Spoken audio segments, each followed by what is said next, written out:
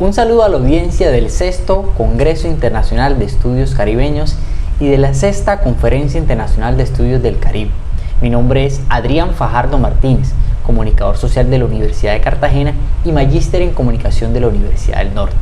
En el día de hoy quiero hablarle de los corresponsales picoteros, unos auténticos piratas del siglo XX que buscaban tesoros musicales, específicamente el estudio de caso de Humberto Castillo Rivera, en Cartagena entre 1988 y 1996. Quisiera empezar con la referencia del pensador cubano Antonio Benítez Rojo y abro comillas: si se estudiara el Caribe sin tener en cuenta su música, se estaría investigando otra cosa diferente al Caribe, cierro comillas. Y es que cuando nos referimos a la música del Caribe, específicamente a la ciudad de Cartagena y Barranquilla, nos hacemos referencia a la champeta, esa música afrocolombiana que se gestó y nació en San Basilio de Palenque, cerca de Cartagena, primer pueblo libre de América, en el que se fusionaron ritmos afrocaribeños como el soukous, el hi-fi, el compa, el soca y el reggae. Esa fusión generó la champeta como símbolo de identidad musical, pero ¿cómo llegaron estos ritmos? Fueron a través de los picós. Los picós, ¿qué son? Imponentes máquinas de sonido que difunden la música en los barrios populares de la ciudad. Esta manifestación del picó no es única del Caribe colombiano, de Cartagena y Barranquilla. En México lo podemos ver con los sonideros, en Jamaica con los sound system y en la zona amazónica de Brasil con los alfadramas. Estos picós en la ciudad de Cartagena fueron los responsables de difundir la música afrocaribeña, especialmente la música africana, para que los músicos locales se apropiaran y crearan un nuevo ritmo que genera identidad musical e identidad cultural. Pero, ¿quiénes fueron los responsables de traer esa música? Allí entran los corresponsales picoteros, unas personas que viajaban al extranjero para buscar esos tesoros musicales, esas canciones desconocidas en la ciudad, con el objetivo de que se convirtieran en verdaderos éxitos para las máquinas que trabajaron.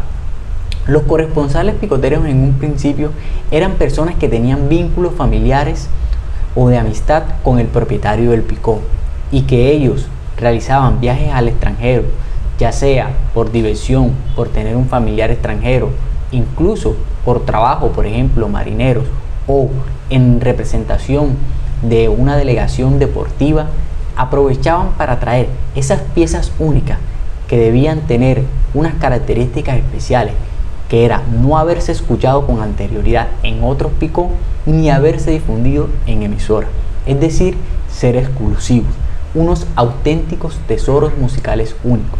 Pero además de eso, traían pocas unidades. ¿Esto con qué objetivo?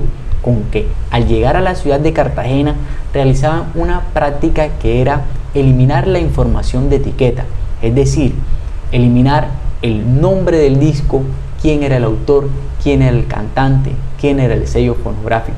¿Esto para qué? Para que otro picó o otro corresponsal no lograra identificar qué disco era, y así mantener un verdadero estatus simbólico entre la comunidad picotera y entre el público que se disfrutaba estos éxitos. Al llegar a Cartagena, esta música era renombrada, rebautizada por piconemas, que en muchos casos eran similar a las pistas fonéticas en español, o en otras ocasiones por una situación pintoresca del baile de picó, del dueño del picó o de la comunidad del picó. Pero el único objetivo de este renombre era ocultar la información de identificación del disco y así mantener este estatus simbólico.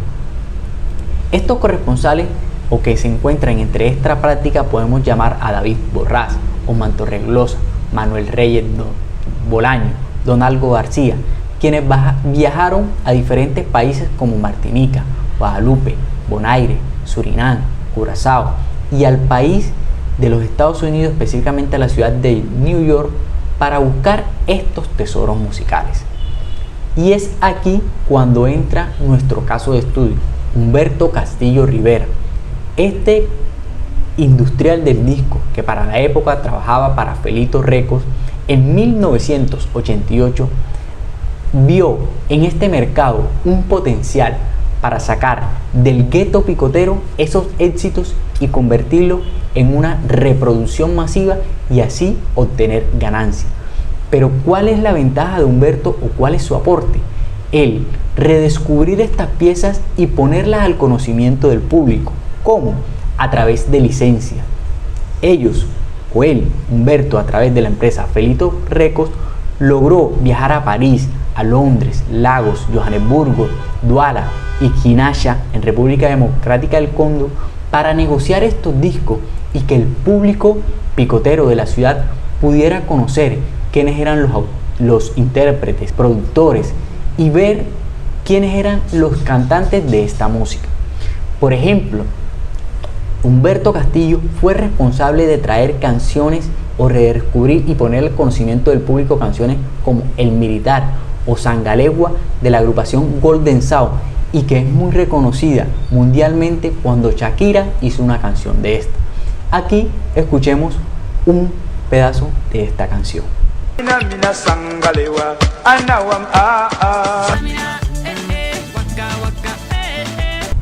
Así como esta canción, El Militar o Sangalegua, como es conocida en su piconema, fueron 143 canciones que logramos identificar de la documentación que tenía Humberto Castillo Rivera en sus archivos personales, esta información de etiqueta donde relacionaban las canciones con la información de su nombre, intérprete y la licencia que se consiguió durante los periodos de 1988 y 1996. Pero adicional a esto, y queremos aquí hacer énfasis, fueron 3 ritmos predominantes en esta búsqueda de música de tesoros musicales: el hi-fi y el jungo nigeriano, el sucus congolés y el magambana surafricano. Estos 3 ritmos fueron fundamentales para la conformación de lo que hoy llamamos champeta. Fueron la base rítmica de esta expresión cultural musical que hoy identifica a la ciudad de Cartagena. Como lo decíamos anteriormente, se realizaron muchos viajes y fue en el Gran Caribe que pudimos observar un circuito de viajes desde Colombia a las islas, a París, a Johannesburgo, a Sudáfrica y a Brasil, lo que hicieron estos corresponsales, dando evidencia así de cómo circuló la música africana. Pero, ¿qué hacían cuando importaban esta música? ¿En dónde circulaba la música en Cartagena? Y aquí podemos mencionar que Humberto Castillo tenía un acuerdo tácito con los picoteros, y era que ellos se convertían en una especie de emisoras ambulantes, donde Humberto Castillo Rivera daba el disco en contraprestación para que se volviera un éxito, y meses después él podía, a través de las diferentes empresas de la industria del disco, ponerlo a consideración del público fuera del gueto picotero, es decir, hacer una masificación de estos éxitos picoteros, dando así o pudiéndolo así el público cartagenero y de la costa caribe colombiana escucharlo en las tiendas de disco, en los programas de radio, en los clubes de baile, y muy especialmente quiero hacer énfasis aquí en el Festival Internacional de Música del Caribe, que inició en 1982 y su última versión se realizó en 1996. Este festival fue epicentro para que el público cartagenero y local, nacional e internacional lograra conocer diferentes agrupaciones africanas que vinieron a presentarse, gracias en muchas también ocasiones por Humberto Castillo, quien sirvió de mediador para dar a conocer estos grupos y el público lograra identificar los artistas, los ritmos, las vestimentas y aprender las expresiones de esta música. Pero en el festival había un evento muy importante, que era el picotódromo. Era una especie de conjunto de picos donde se peleaban ganar quién tenía el mayor exclusivo. Y este exclusivo era el auge del picó, quien ponía a bailar a cada una de los asistentes al Festival de Música del Caribe.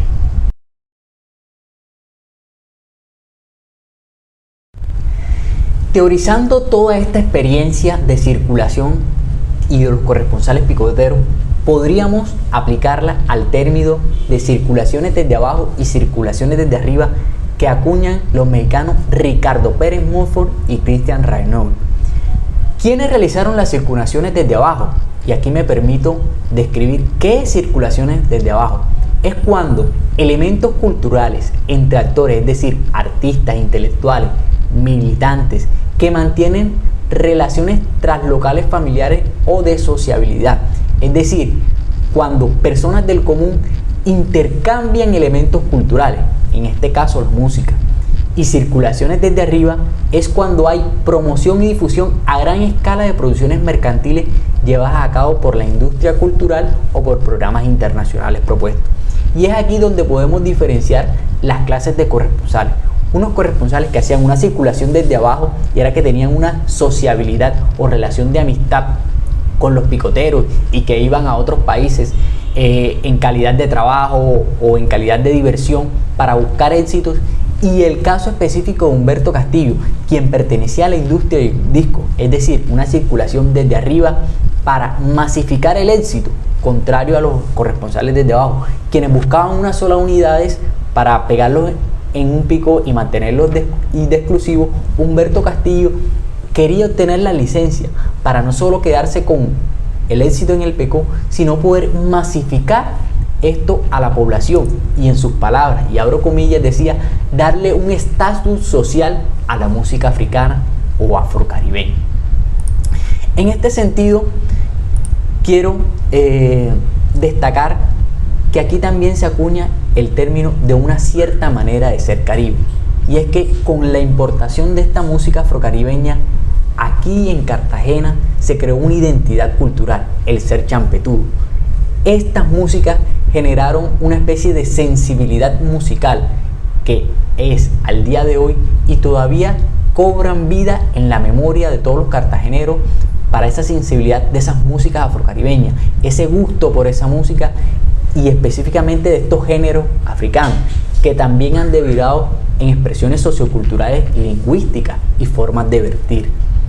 Fueron cada una de ellas las que importaron los corresponsales picoteros, y aquí me permito hacer las reflexiones final específicamente en tres aspectos.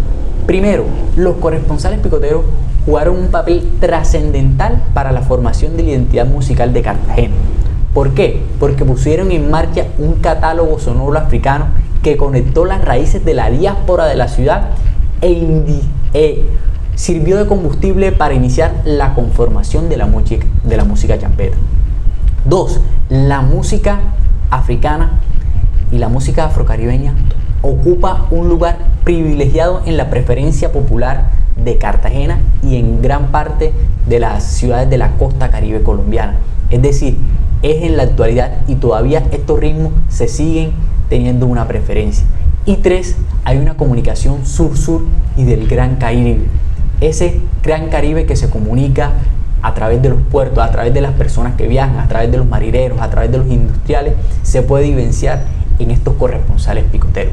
Fueron unos excelentes piratas en busca de tesoros musicales y que hoy en día podemos decir y le damos gracias a ellos sin desmeritar a los músicos que crearon la champeta, que fueron corresponsables para la creación de la identidad musical. Esta es la ponencia de corresponsales picoteros, unos piratas del siglo XX en busca de tesoros musicales para este Congreso de ACOLEP. Muchas gracias y espero que les haya gustado esta conferencia.